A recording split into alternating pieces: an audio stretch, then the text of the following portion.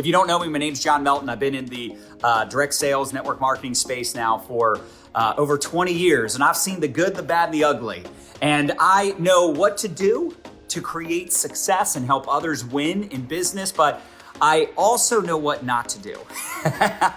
There's always going to be a new level, and there's always going to be a new devil. And it doesn't matter how experienced you are. It doesn't matter how influential you are. We're all going to deal with adversity. So I just need you to realize that there's going to be mistakes made. Your teammates are going to make mistakes. One of the big mistakes that I see is people get involved in a home-based business and they give it the old college try. How many of us know what I'm talking about? Here's the truth. I always love sharing my story because I think a lot of people can relate to my story. I got started when I was waiting tables. I was broke, busted, and disgusted, had no background in business, had never done anything like this before. But I was open because I hated school. I hated studying and taking tests and learning about things I just didn't care about. I was only going to go to college because that's what everybody else was doing. And I felt like there must be something wrong with me. How many of you ever felt like there's something wrong with you because you didn't want to follow the traditional path? And then I saw network marketing and I learned about entrepreneurship and being in sales and being my own boss. How many of us want to be our own boss and wake up when we're done sleeping and work as hard as we want or take off when we want and we can dictate our own hours and it's interesting, right? It's like you would rather work 80 hours a week for yourself than 40 hours a week for someone else, right? Building someone else's company, building someone else's dream. And I think a lot of us, when we get started, we kind of have a job mentality. Even business owners that I enroll still have a job mentality. They're like, I've been doing it for a month, struggling to get a customer, struggling to find anybody. And it's like, well, the truth is you're probably not filling your pipeline. You're probably not talking to enough people. You're probably not being coachable. There's some variables there. But the truth is it's been a month. It's been a month. Most businesses take 3 to 5 years to turn a profit. Now, the beautiful part about our business is you can get started for a few $100s. There's literally no risk. There's no risk. Why? It's a tax deduction, 30-day money back guarantee. And here's the truth. If you were to start a traditional business, the risk is significant, but the upside potential is significant, right? High risk, high reward. But in our business, it's actually low risk. You don't have to quit your full-time job. You don't have to sell your current business. You could work this 3 to 5 hours a week, 3 to 5 hours a week. But in that 3 to 5 hours, you need to be intentional. You need to be intentional. Are you talking to people about the products or opportunity? Like, here's a mistake that I see. People are like, I talked to 10 people today. I talked to 20 people today. I'm like, oh yeah, what'd they say? They're like, I was just connecting. I was just building relationships. No, that does not count. Those are not money-making activities. That's something you should do in addition, on top of money-making activities. If you're not talking to people about your products or opportunity on a daily basis, or at least every other day, how do you expect to create profits in your business? Now, on the flip side, some of you, that's all you talk about. You're like a freaking robot. All you talk about is your products, your business, selling, pitching, selling, pitching, selling, pitching. And you can't figure out why people aren't buying your products. It's because you're only selling and pitching, and you have no other interest in actually being a human first and a marketer second. Listen, I want you to write this down. If you can make them laugh, you can make them buy. Now, some of you are going to say, well, I'm not funny. It's not really about being funny per se. It's about just connecting with someone, making them smile, making them feel good, letting them know you care about them. And you don't just care about making a sale. Now, you might say, well, John, you have this like really large business today. You're very successful. The top people in my company, they say the same thing. They're very successful. But, it's easy for you guys to say that because you're so successful. You make all this money. But the truth is, if you want to create profits in your business, you can't need people. You can't show up to the marketplace with neediness. You can't have neediness. You can't have commission breath, as we talk about all the time. It can't be about you and you needing to make money. You need to go viral. You need to rank advance. It's not about you. You can't put expectations on others. You can't put expectations on your customers to order every month. You can't put expectations on your teammates to follow the system or work their business. You can't put expectations on people to join your business. All you can do is all you can do. I can share the opportunity with people. I can talk to 5, 10, 15 people, but I can't make them buy. I can't make them join. I can't make them see what I see. I can't like take what's in my brain and put it in their brain. I try to paint that vision, break out my paintbrush, you know what I'm saying? But I can't force someone to get it. I can't force someone to enroll or, be coachable. I want you to understand that most people, even the people I talk to, do not get back to me. They do not reach out and say, hey, I'm ready to sign up. They do not say, hey, I got my credit card right in front of me. I'm ready to buy. Most people are not following up with me. I need to follow up with them. And listen, if someone's not responding to me, I follow up 2 times, maybe 3 times. If we had a really good conversation, maybe 4 times. But at some point, I'm crossing them off the list. And I'm telling them, hey, listen, I know you got a lot going on. So do I. No worries. If at some point you decide you want to get started or you want to try the products, reach out. In the meantime, I'm going to cross you off my follow-up list. I get real excited because I'm like, okay, I can move on. I can talk to new people. Now, here's the good news. When people are uncoachable, or let's just say this, when people are struggling, quite often they let you know it. They're like, oh, I'm struggling. The good news is when someone comes to you and lets you know that they're struggling, you can then point out the system. You can ask them questions so that they might even recognize their mistakes. They might recognize the flaws in what they're doing every day, And it really does take time to become a decent mentor. It takes time to coach others because in the beginning, we're just trying to coach ourselves, right? We're like, am I following the system? You ever seen that TikTok? Am I the drama? Am I the bad guy? Right? Like some people, quite honestly, they're not ready for that conversation yet. They're not ready to be coachable because they're trying to reinvent the wheel, do it their own way, do what they feel is comfortable. But at some point, they're going to come to you and they're going to go, I'm struggling. Like I'm not converting sales. And you go, okay, what are you saying to people? How many people did you talk to yesterday? What groups are you adding them to? Are you doing group chats? Are you getting them on the Saturday call? What's your follow-up look like? It's easier to coach someone that is ready to hear the coaching. And you can ask people, can I give you some coaching? Can I give you some advice? How often are you showing up in your stories? How often are you posting on Facebook? What are you posting? What are you doing, TikToks or Reels? Like you can figure out what it is they're doing, what it is they're not doing. But some people aren't ready. Some people are just not ready. And here's the other thing. The people that are ready, they're plugged in. They're obvious. If someone says to me, John, I've been at this a year and I don't really have anybody that's like me on my team. Anybody ever feel that way? You ever feel like your people are not as good as you? They're not as committed as you? If you're in your first year, that's very normal. Now, if you're 5 years in, you might want to reevaluate what you're doing every day. Now, I told you it took me a while. It took me 7 years to become a 6-figure earner. And I'm actually glad it took me as long as it did. I'm grateful it took me as long as it did to be successful. Now, that might sound funny, but it's true. Why? Because I have so much appreciation and gratitude for the struggle. And I have so much more appreciation for the people on my team, my phenomenal dream team that I have today, because I know what it took to get here. I know the price I paid. I know the sacrifice, the commitment. I know how freaking hard I worked. Y'all have no idea. Y'all have no idea. Imagine doing 2 home meetings every single night for 5 years. And I'm talking Monday nights, I'm talking Saturdays, Sundays, I'm talking every single night, every day doing meetings. And when I'm not doing meetings, I'm on the phone. Not just this. This is easy stuff. Actual 3-way calls, follow-up calls, invitation calls, calling people hoping they answer so I can pitch them on coming out to the meeting I'm doing. Role-playing the script with people, put a fork in my eye. That was the worst. Doing that all day, every day, in between, before and after the meetings I was doing. I lived on the road. I was out every night. I paid a freaking price. But see, you see people in their winning season, you don't know what they lost in their losing season. And the truth is, I learned more during the struggle than I did during the advancement, than I did during the momentum. Like obviously you learn stuff through momentum and growth and success, but I learned more from failure. I learned more from the struggle. I'm grateful it took me 16 years to crack 7 figures. Like I said, it's not get rich quick, but it's get rich eventually, right? So just understand that, you haven't paid the price yet. You haven't gone viral because your content isn't good enough. You haven't rank advanced because you haven't talked to enough people. You haven't listened to enough podcasts or read the books. You haven't worked on you. You're not generating leads because you're not doing enough consistent work. Everybody that I know that is having success, They paid the price. They sacrificed. They worked on themselves. They did a whole lot more than the average person, which is why they have above average results.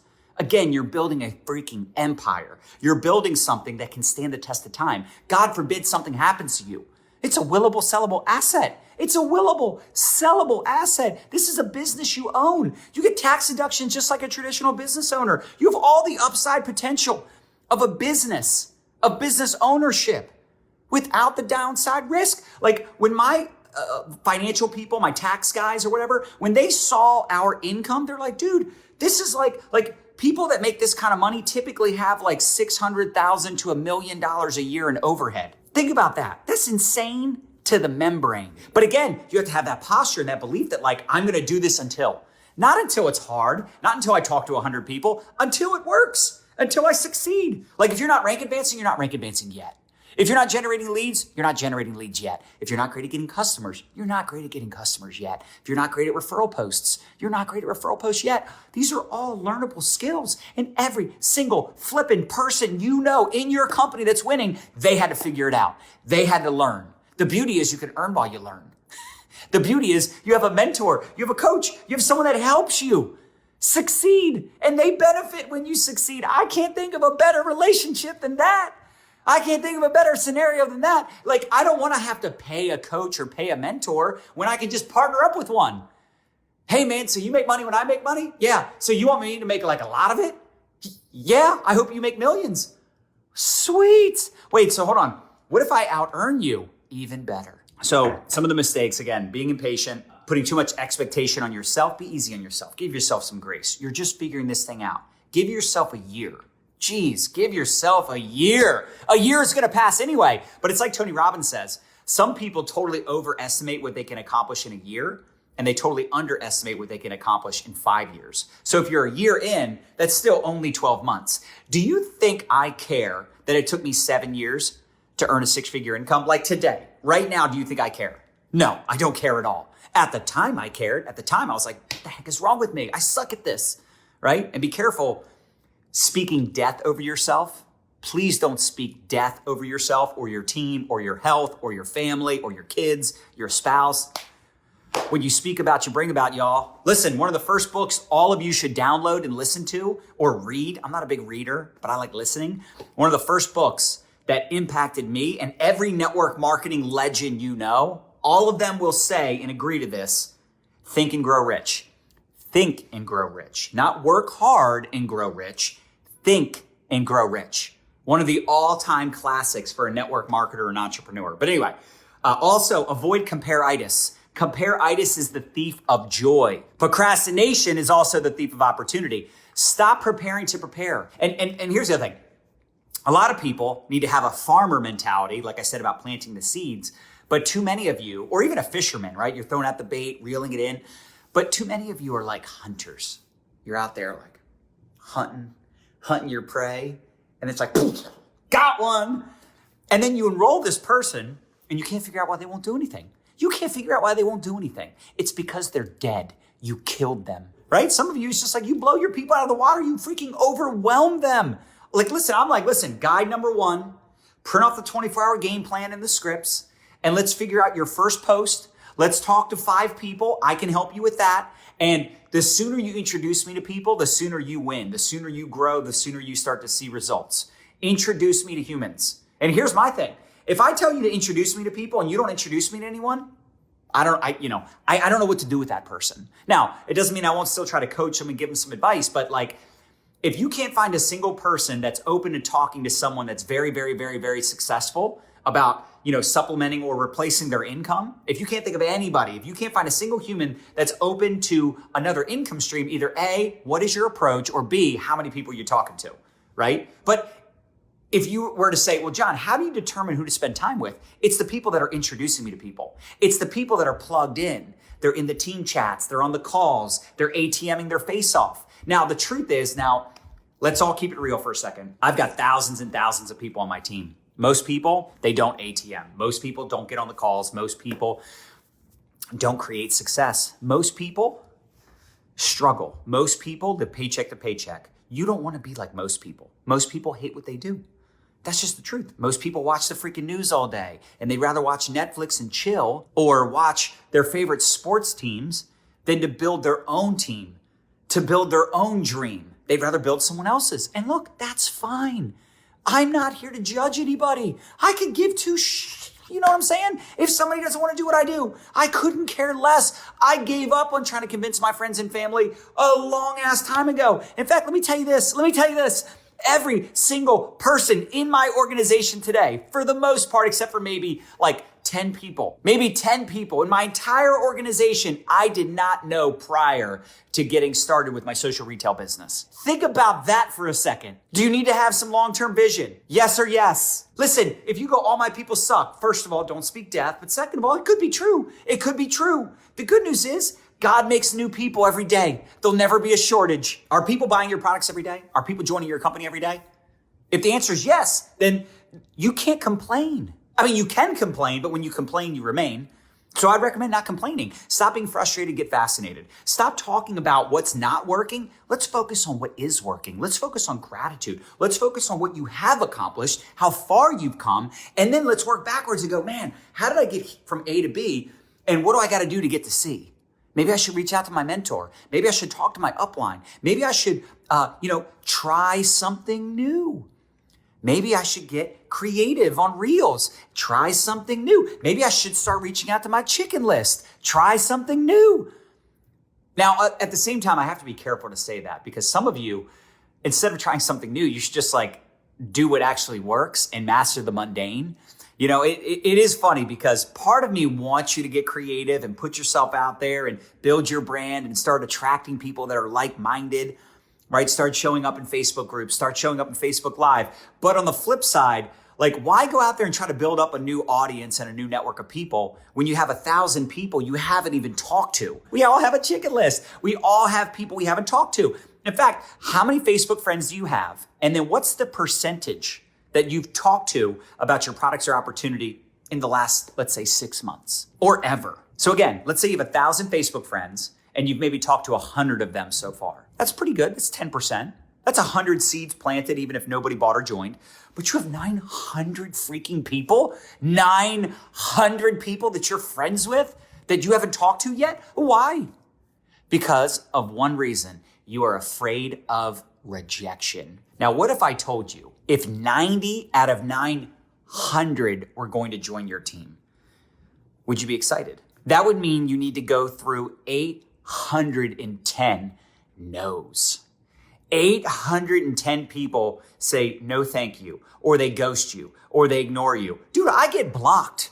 I get blocked by people. And you need to step up in your brand. You need to step up, get a new headshot, start creating content. It's not just about increasing your friends, it's increasing your value, increasing your social equity so that people want to be friends with you, so your friends engage with you. It's you proactively reaching out to your existing friends, the people you're already friends with, building up those relationships, popping the question, what if I told you it would take 6 months to get these people signed up? Meaning, let me say it like this.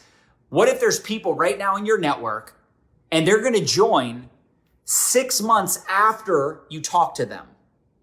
So the first time you talk to them, they're not going to join until 6 months later.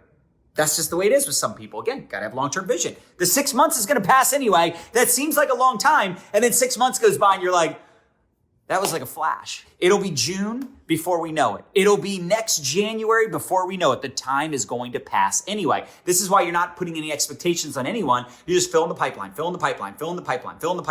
And then some people are going to come out of the bottom now. And some are just going to, not get started, but they'll still be in there. They'll still be in your ATM group. You're going to keep that relationship. You're going to keep staying in touch and nurturing the relationship over time, right? But 6 months from now, let's just say there's people on your friend list right now. They're going to join 6 months from now. Do you want to wait 6 months for them to ask you about it? And then you got to wait another 6 months? Or do you want to just get that conversation going now? Do you know how many times people reach out to me? And they had talked to me in the past about the products. They talked to me in the past about the business, but now the timing is better. And now they're ready to get started. But if I didn't have the initial conversations then and show that I'm a human first and a marketer second, I'm not cramming my opportunity down their throat, we wouldn't be in business today. But yeah, play the long game. Think long term. If you're in this to get rich quick, it ain't gonna happen. If you're just gonna give this the old college try, you're wasting your time. Most people do not make a lot of money fast. In fact, I sometimes worry about people that make a lot of money fast. Now, hear me out. The reason I worry about those people, because they expect that to continue.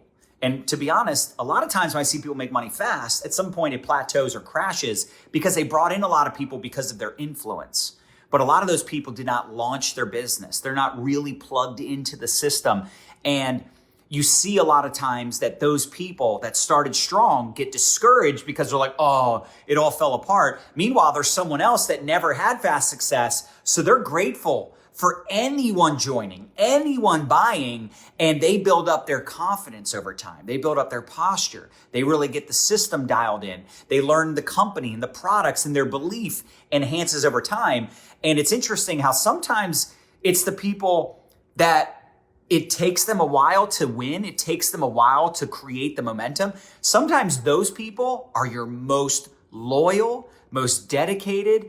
They're some of your best overall leaders because they know what it took to get here. Where the ones that had fast success, they take it for granted and they easily get pissed off and discouraged because they're like, oh my gosh, this doesn't work. And it's like, no, you just had it work too quickly.